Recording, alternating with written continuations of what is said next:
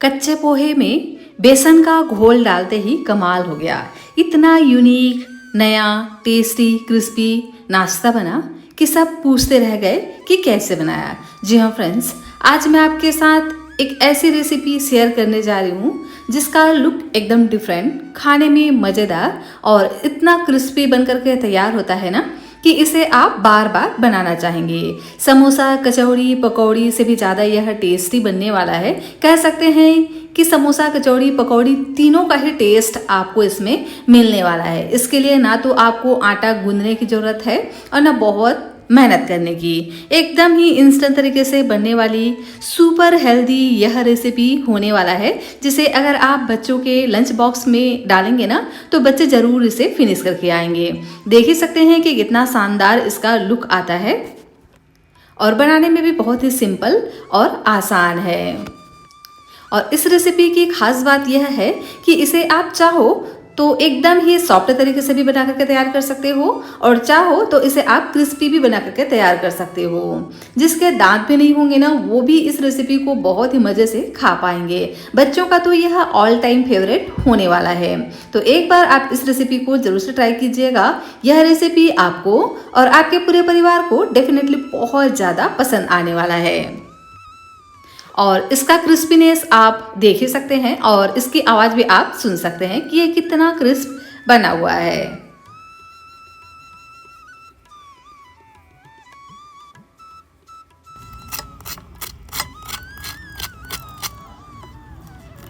और इसका अंदर का टेक्सचर भी आप देख ही सकते हो कि किस तरह से यह बना हुआ है। तो है ना बहुत ही शानदार सी ये रेसिपी। तो जरूर से इस रेसिपी को ट्राई कीजिएगा। सच में यह रेसिपी आपको और आपके पूरे परिवार को बहुत ज़्यादा पसंद आएगा। तो चलिए फ्रेंड्स, इसे बनाना स्टार्ट करते हैं। हेलो एवरीवन, रितुस रियल रेसिपीज में आपका स्वागत है। फ्रेंड्स, आज मैं आपके साथ पोहा और बेसन से बनने वाली एक बहुत ही यूनिक नए तरह के नाश्ते की रेसिपी शेयर करने जा रही हूँ। तो रेसिपी अगर आपको पसंद आए तो प्लीज़ सब वीडियो को लाइक, चैनल को सब्सक्राइब ज़रूर से कर लीजिएगा और इस रेसिपी को अपने फ्रेंड्स और फैमिली में शेयर भी जरूर से कीजिएगा। और हाँ, यह रेसिपी आप कहाँ से बैठकर देख रहे हो, कौन से स्टेट या कौन से कंट्री से, यह आप मुझे कमेंट कर जरूर बताना। मुझे यह जान करके ना वाकई में बहुत ज़्यादा खुशी होती है कि मेरी रेसिपी को लोग कहाँ कहाँ से देख रहे हैं। तो इस रेसिपी को बनाने के लिए मैंने यहाँ पर लिया है आधा कप पोहा और आधा कप ही यहाँ पर हम बेसन का यूज़ करेंगे। तो सबसे पहले बेसन को डाल देंगे एक बड़े से मिक्सिंग बाउल में और इसका हम एक घोल तैयार करेंगे। तो इस घोल को हमें थोड़ा सा पतला ही तैयार करना है, लेकिन पानी एक साथ बिल्कुल भी नहीं डालना है। थोड़ा थोड़ा करके पानी डालेंगे और इसका एक पतला सा घोल तैयार करेंगे। तो जितना हमने यहाँ पर पोहा लिया है उतना ही यहाँ पर हम पानी का भी इस्तेमाल करेंगे। और देख सकते हैं इस तरह से लम्स फ्री घोल हमारा बनकर के तैयार हो गया है। तो अब हम इसमें ऐड कर देते हैं हींग। तो 2 से 3 पिंच यहाँ पर हमें हींग इस्तेमाल करना होगा। इससे ना बहुत ही बड़ा सा फ्लेवर भी आएगा। साथ ही बेसन ना किसी किसी को गैस करता है तो यह गैस भी नहीं करेगा। और कलर के लिए बस 2 से 3 पिंच जितना हम हल्दी का पाउडर ऐड करेंगे और इस तरह से इसको हम मिक्स कर लेंगे। और देख सकते हैं इस तरह से एक पतला सा घोल हम तैयार कर लेंगे और अभी हम इसको साइड में रख देते हैं।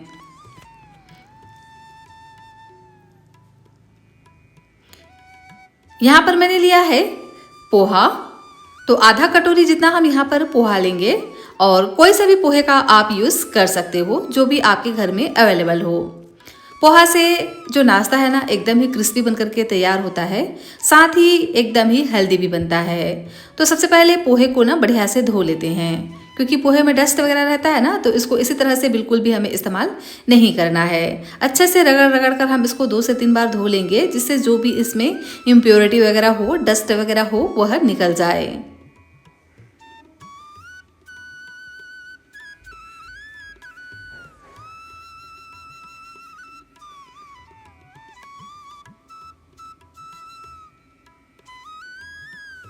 लीजिए, पोहे को मैंने अच्छे से धो करके साफ कर लिया है। देख सकते हैं इसमें बिल्कुल भी पानी नहीं है। तो इसी तरह से पहले हम पोहे को बढ़िया से क्लीन कर लेते हैं। और अब हम बेसन के घोल में डाल देंगे पोहे को और अच्छे से इसको हम मिक्स कर लेंगे।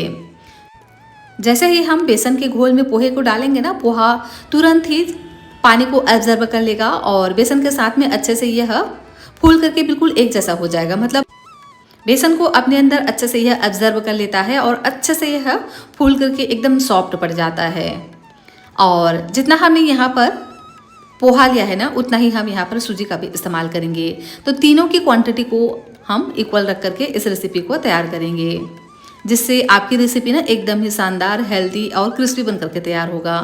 एकदम ही यूनिक यह रेसिपी होने वाला है फ्रेंड्स, तो पूरी वीडियो को लास्ट तक जरूर से देखिएगा।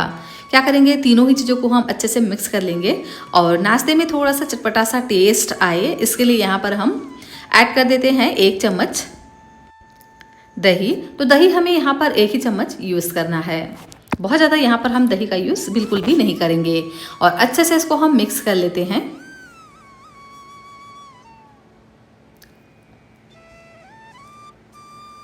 और इसको हम कवर कर कर इसी तरह से साइड में रख देते हैं, ताकि जो पोहा और बेसन है ना अच्छे से फूल सके।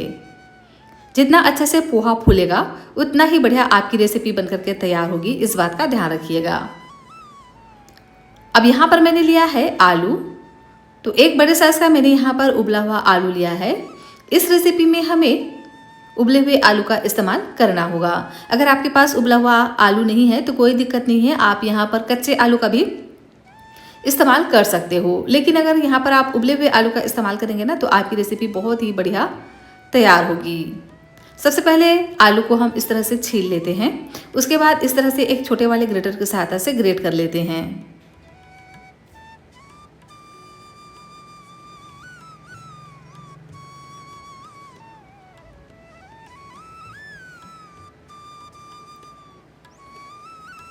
आप चाहो तो यहाँ पर आलू को मैश करके भी ले सकते हो, या आप इसे हाथों से भी मसल करके ले सकते हो। जैसा आपको सुविधा लगे उस तरह से आप कर सकते हो, पर मुझे तो ना इस तरह ज़्यादा सुविधा लगता है, मतलब बढ़िया आसानी से बन जाता है, तो मैं इसको इस तरह से ग्रेट करके ले रही हूँ। बस इस बात का ध्यान रखिएगा कि इसमें ना बिल्कुल भी मोटे चंक्स नहीं होना चाहिए। देख सकते हो मैंने इसको ग्रेट कर लिया है और इसमें बिल्कुल भी बड़े चंक्स नहीं हैं, एकदम स्मूथ सा आलू हमारा बन करके तैयार हो गया है। तो चलिए चलते हैं गैस की तरफ। यहाँ पर मैंने लिया है एक पैन पे हम डाल देंगे 1 छोटे चम्मच ऑयल को हम बढ़िया से गर्म होने देंगे। उसके बाद यहाँ पर हम डाल देते हैं 1 छोटे चम्मच जीरा, और जीरा को हल्का सा क्रिकल होने देंगे।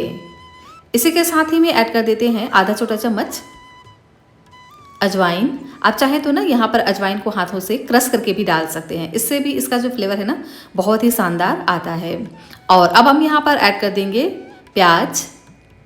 तो 1 बड़े साइज़ का मैंने यहाँ पर प्याज लिए हैं, और प्याज को इस तरह से थोड़ा मोटा मोटा रफली हम कट करके ऐड करेंगे।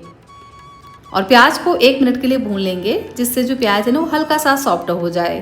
वैसे प्याज को हमें बहुत ज़्यादा गोल्डन ब्राउन कलर होने तक बिल्कुल भी नहीं भूनना है। हम चाहते हैं कि प्याज का जो क्रंची टेस्ट है ना वो बरकरार रहे।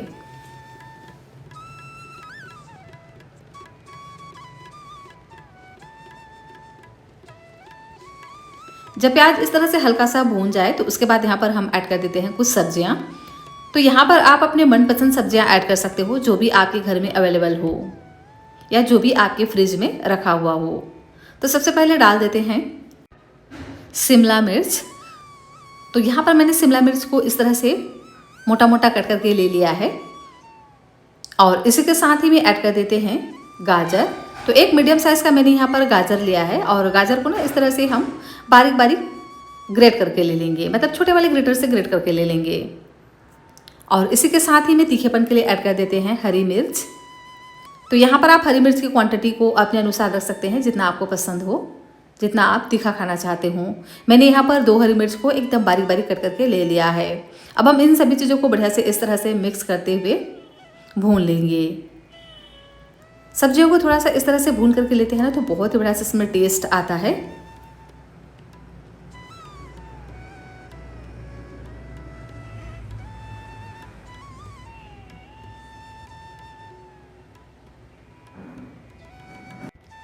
सब्जियां हल्के से भून गए हैं, देख सकते हो। तो अब हम यहाँ पर ऐड कर देते हैं कुछ मसाले। तो आधा छोटा चम्मच यहाँ पर हम ऐड कर देते हैं भुने हुए जीरे का पाउडर। साथ ऐड करेंगे आधा छोटा चम्मच वाइट पेपर पाउडर, इसकी जगह पे आप चाहे तो ब्लैक पेपर पाउडर का भी इस्तेमाल कर सकते हो। साथ ही ऐड कर देते हैं थोड़ा सा गरम मसाला, इससे ना फ्लेवर बहुत ही बढ़िया आएगा। इसी के साथ ही में ऐड करेंगे 1 छोटी चम्मच धनिया पाउडर और साथ में ऐड करेंगे काश्मीरी लाल मिर्च का पाउडर 1 छोटी चम्मच। नमक डाल देते हैं स्वाद अनुसार और इसी के साथ ही में कलर के लिए डाल देते हैं हल्दी का पाउडर। तो 2 पिंच जितना हम यहाँ पर हल्दी का पाउडर ऐड करेंगे। साथ ही चटपटा टेस्ट के लिए ऐड करेंगे चाट मसाला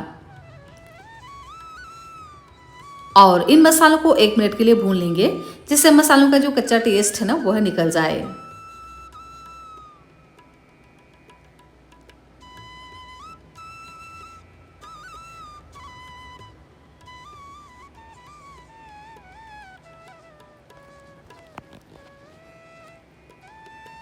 लीजिए, मसालों को मैंने बहुत ही बढ़िया से भून लिया है, बहुत ही बढ़िया से इसमें खुशबू भी आ रही है। तो अब हम इसमें ऐड कर देते हैं स्वीट कॉर्न। तो ये उबला हुआ स्वीट कॉर्न है।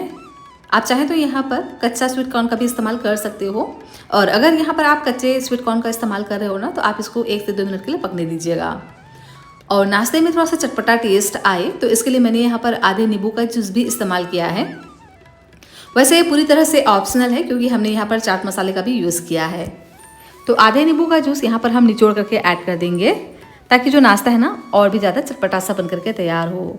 अच्छे से इसको हम मिक्स कर लेंगे और अब हम यहाँ पर ऐड कर देते हैं आलू, जिसे हमने ग्रेट कर रखा था।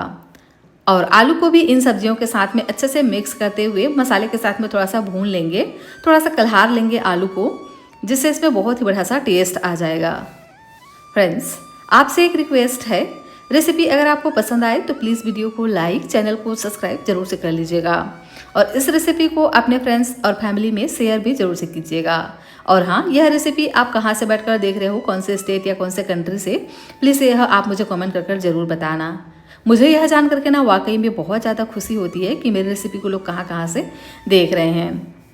तो अगर आप हर रोज़ एक ही तरह के नाश्ते से बोर हो गए हैं, चाहते हैं कोई डिफरेंट सी, यूनिक सी, नई सी रेसिपी, तो यह रेसिपी आपके लिए है। मैं आपके साथ इसी तरह से नई नई रेसिपी शेयर करती रहती हूँ, तो प्लीज़ आप वीडियो को लाइक और चैनल को सब्सक्राइब जरूर से कर लीजिएगा। यह एक इनोवेटिव रेसिपी है जो मैं आपके साथ शेयर कर रही हूँ। तो अगर आप रोज़ रोज़ वही नाश्ता खा करके बोर हो गए हैं ना, तो एक बार आप इस इनोवेटिव रेसिपी को ट्राई कीजिएगा, जिसे हम पोहा और बेसन से बना करके तैयार कर रहे हैं।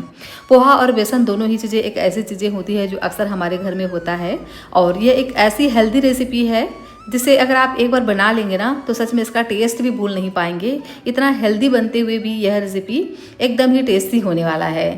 तो पूरी वीडियो को लास्ट तक जरूर से देखना, सच में आपको यह रेसिपी बहुत ज़्यादा पसंद आएगा। है तो यह एक इनोवेटिव रेसिपी, लेकिन इसका टेस्ट, इसका लुक, इसका बनाने का तरीका सभी आपको बहुत ज़्यादा पसंद आएंगे अगर आप इसे इस तरह से बनाएंगे तो। और सबसे बढ़िया बात कि यह सिर्फ 2 से 3 बूंद ऑयल में बन करके तैयार हो जाता है।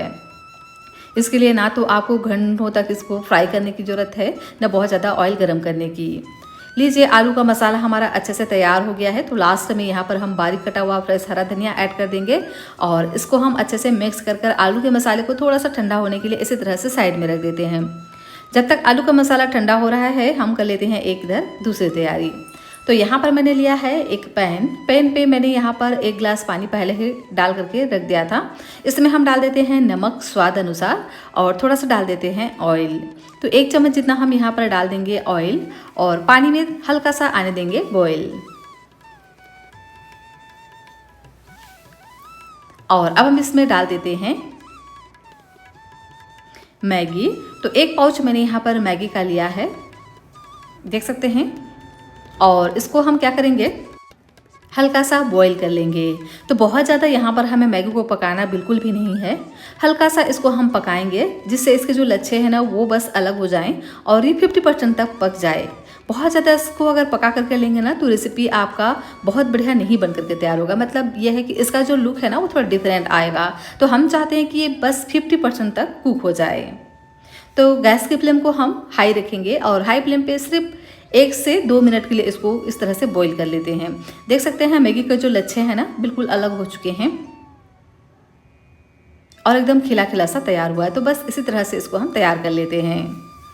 बच्चे तो इस रेसिपी के दीवाने हो जाएंगे अगर आप इसको इस तरह से बनाएंगे तो। ये बहुत ज़्यादा टेस्टी भी बनते हैं, साथ में इसका जो लुक है ना एकदम ही यूनिक होता है। तो आप चाहें तो इसको ना बच्चों के टिफ़िन के लिए भी बना सकते हो। और देख सकते हैं जब यह इस तरह से 50% तक पक जाए तो क्या करेंगे, इसका जो सारा पानी है ना उसको हम अलग कर देंगे और इसको हम इसी तरह से ठंडा होने के लिए साइड में रख देते हैं। तो यहाँ पर बिल्कुल भी हमें मसाला वगैरह ऐड करने की ज़रूरत नहीं है, सिंपल बस इसको हम थोड़ा सा बॉईल ही कर लेंगे और इस तरह से खिला खिला मैगी हम तैयार कर लेते हैं।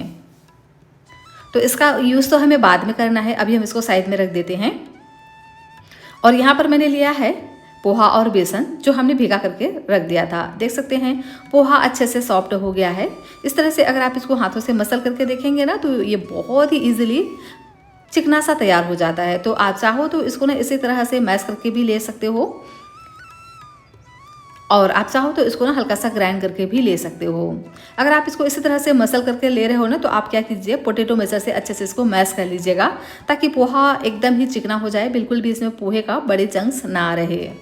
तो मैं क्या करूँगी, इसको ना बढ़िया से ग्राइंड कर लूँगी। तो इसके लिए लेंगे एक छोटा वाला ग्राइंडर और इसमें हम डाल देते हैं सभी पोहा बेसन के मिक्सर को।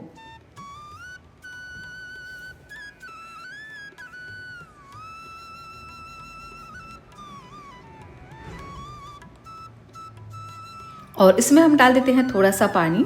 तो जितना में ये बढ़िया से ग्राइंड हो जाए उतना ही हम यहाँ पर पानी डालेंगे। बहुत ज़्यादा पानी डालने की ज़रूरत नहीं है क्योंकि इसको ना हमें एकदम स्मूथ लेकिन थोड़ा सा गाढ़ा ही बना करके तैयार करना होगा। अगर आपने इसको बहुत ज़्यादा पतला कर लिया तो रेसिपी आपकी अच्छे से नहीं बन पाएगी।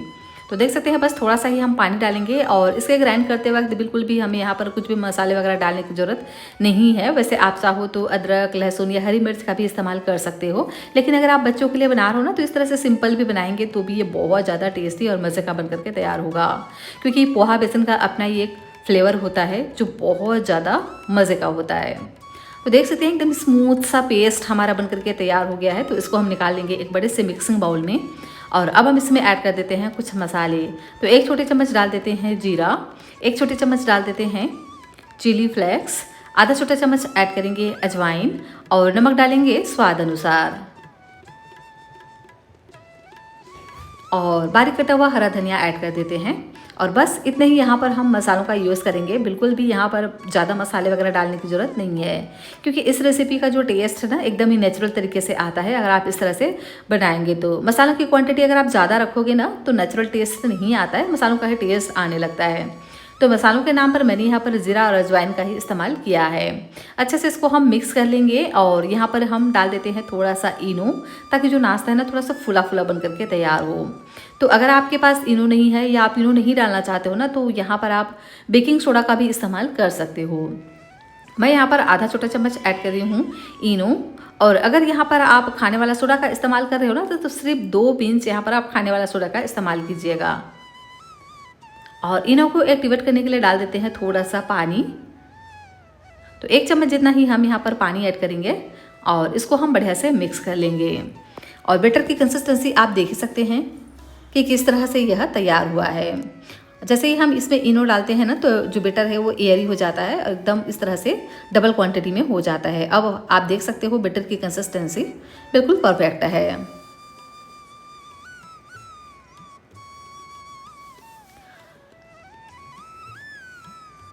तो चलिए चलते हैं गैस की तरफ। मैंने यहाँ पर लिया है एक कढ़ाई में हम डाल देंगे 1 छोटे चम्मच ऑयल। आप इसे सिर्फ 1 बूंद ऑयल में भी बना करके तैयार कर सकते हो।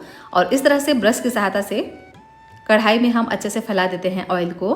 मैंने यहाँ पर इस तरह का एक नॉन स्टिक कढ़ाई लिया है, आप चाहें तो इसे तवे पर भी बना करके तैयार कर सकते हो या पैन वगैरह में भी बना सकते हो। पर अगर आप इसको इस तरह से कढ़ाई में बनाएंगे ना तो इसका जो लुक है बहुत ही बढ़िया आता है। तो ऑयल को हमें बहुत ज़्यादा गर्म बिल्कुल भी नहीं करना है, बस हल्का सा यह गर्म हो जाए तो उसके बाद यहाँ पर हम डाल देते हैं तिल। तो मैंने यहाँ पर व्हाइट वाला तिल का इस्तेमाल किया है, आप चाहें तो ब्लैक तिल का भी इस्तेमाल कर सकते हो। और अब हम क्या करेंगे, जो हमने मैगी के लच्छों को तैयार किया था ना हल्का सा बॉईल कर उसको लेंगे और इस तरह से कढ़ाई के बीच में इसको हम फैलाएंगे। देख सकते हैं इस तरह से। तो एक पतला सा लेयर हमें फैलाना है और इस मैगी के ऊपर में हम डाल देते हैं पोहा बेसन का बैटर। तो 1 लीडर भर करके डाल देते हैं बैटर को और इस तरह से बीच में हम क्या करेंगे, थोड़ा सा स्पेस तैयार करेंगे, मतलब थोड़ा सा यहाँ पर इस तरह से गड्ढा नुमा हम तैयार करेंगे। ताकि इसमें हम आलू का मसाला फिल कर सकें। और यहाँ पर बेटर को बहुत ज़्यादा नहीं डालना है, बस 1 लीडर भर करके डाल देंगे और एक पतली सी लेयर इस तरह से तैयार करेंगे। और जो हमने आलू का मसाला तैयार किया था ना, उसको लेंगे और इस तरह से थोड़ा थोड़ा इसको हम हाथों से फैलाते जाएंगे। तो थोड़ी थोड़ी दूरी पर इस तरह से आप इसको फैलाते जाएं ताकि इक्वली सभी तरफ यह फैल जाए। और एक पतला सा लेयर ही हम यहाँ पर आलू का मसाला फील करेंगे, देखिए इस तरह से। और ऊपर से हम डाल देते हैं पोहा बेसन के बेटर को। तो देखिए इस तरह से आपको लेडल से डालना होगा कि ये पूरी तरह से अच्छे से कवर हो जाए, लेकिन बहुत ज़्यादा मोटा लेयर इसमें ना हो। तो एक पतला सा लेयर हम इसमें तैयार करेंगे कि ये बस ऊपर से हल्का सा कवर हो जाए, ताकि जो नाश्ता है ना अच्छे से प्रॉपर पक सके। और ऊपर से फिर से इसको हम कवर कर देते हैं मैगी के लच्छों से, देखिए इस तरह से। इस तरह से अगर आप मैगी के लच्छों का इस्तेमाल करेंगे ना, तो बच्चे तो बहुत ज़्यादा मज़े से इसको खाएंगे, क्योंकि बच्चों को ना मैगी बहुत ज़्यादा पसंद होता है और पोहा पसंद होता है बहुत ज़्यादा हेल्दी। तो इस तरह से अगर आप बच्चों को नाश्ता खिलाना चाहेंगे ना, तो सच में बच्चे ना बहुत ज़्यादा चाव से इस रेसिपी को एंजॉय करने वाले हैं। इसको हम अच्छे से इस तरह से किनारे से सेट कर लेंगे ताकि इसका जो लुक है ना एकदम ही प्रॉपर आए। अब हम इसको कवर कर पकने देंगे 2 से 3 मिनट के लिए, क्योंकि हमने यहाँ पर इनो का इस्तेमाल किया है ना, तो बहुत ही अच्छे से यह तुरंत ही पक करके तैयार हो जाते हैं 1 से 2 मिनट में। देख सकते हैं 2 मिनट के लिए मैंने इसको ढक करके छोड़ दिया था और ये ऊपर से हल्का सा ड्राई हो चुके हैं। जब ये हल्का सा इस तरह से ड्राई हो जाए तो ऊपर से हम यहाँ पर ऐड कर देते हैं चिली फ्लेक्स। तो अगर आप बच्चों के लिए बना रहे हो ना, तो आप चिली फ्लेक्स स्किप कर सकते हो। वैसे तो चिली फ्लेक्स बहुत ही कम तीखा होता है, तो मैंने यहाँ पर थोड़ा सा चिली फ्लेक्स का इस्तेमाल किया है। ऊपर से डाल देते हैं थोड़ा सा वाइट वाला तिल और इसी के साथ ही में ऐड कर देते हैं ताज़ा हरा धनिया। इससे इसका जो लुक है ना बहुत ही शानदार आने वाला है।